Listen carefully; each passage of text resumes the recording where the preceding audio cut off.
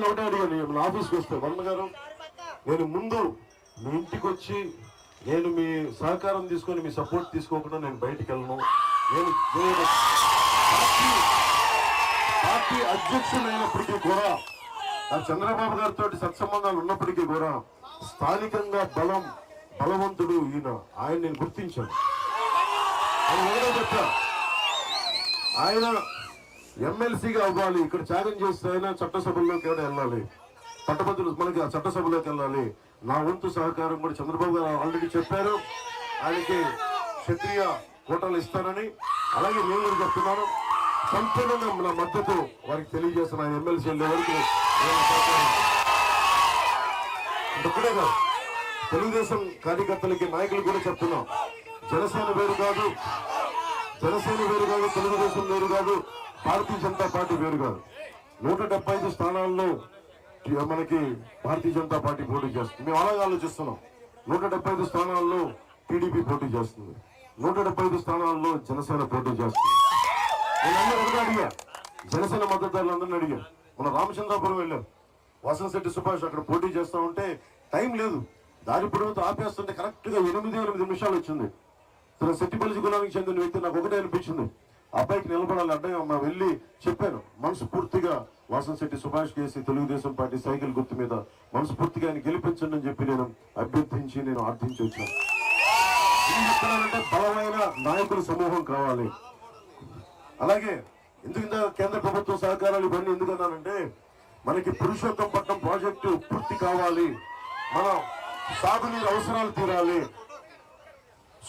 శుద్ధగడ మొత్తం 5 నియోజకవర్గాల నుంచి సమస్య ఉంది. ప్రతిసారి నేను ప్రతి ఊర్లో ఉన్న రైతాంగాన్ని చెప్తా ఉన్నా, శుద్ధగడ్డకు కానీ మనకి ముఖ్యంగా మన ఏలూరు కూడా సమస్య ఉంది, పురుషోత్తంపట్నం ఉంది. ప్రతి చిన్న ప్రాజెక్టులు అన్నిటికీ మూలాధారం పోలవరం అయిపోయింది. పోలవరం కొన్ని పూర్తి చేసే తప్ప కొన్ని అయ్యేలా లేవు.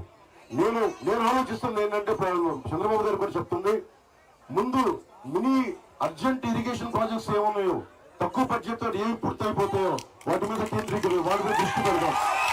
అది చాలా అవసరం. ఉదాహరణకి మనం ఉత్తరాంధ్ర తోటపల్లి రిజర్వాయర్, కొన్ని చోట్ల మినీ రిజర్వాయర్లు 5 కోట్లు 10 కోట్లు అసలు పంప్ హౌస్లు మెయింటైన్ చేయట్లా, కనీసం గ్రీజు ఖర్చులు ఇవ్వట్ల. నేను కౌలు రైతుకి ఒక్కొక్కరికి ₹1,00,000 ఇచ్చిన వాళ్ళు నా సొంత డబ్బు. అందరూ అనుకో రైతాంగాన్ని చెప్తున్నా, నన్ను చూడగానే యువతతో వెళ్ళిపోతాడు, యువత ఉంటాడు అనుకుంటారు, మన ఫస్ట్ తప్పది. నేను ముందు రైతు బిడ్డను, నేను అన్నం పెట్టే రైతుకి గౌరవం ఇచ్చిన తర్వాత అలాంటి రైతుకి అన్నం పెట్టే ఆదుకునే మా మహిళలకి మా ఆడపడుచులకి మేము అండగా ఉంటామని తెలియజేసుకుంటూ యువతకు ఉపాధి అవకాశాలు కల్పించారు.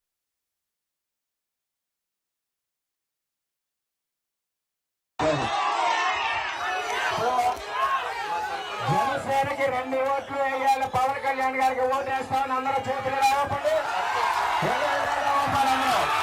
జై జనసేన, జై టీడీపీ.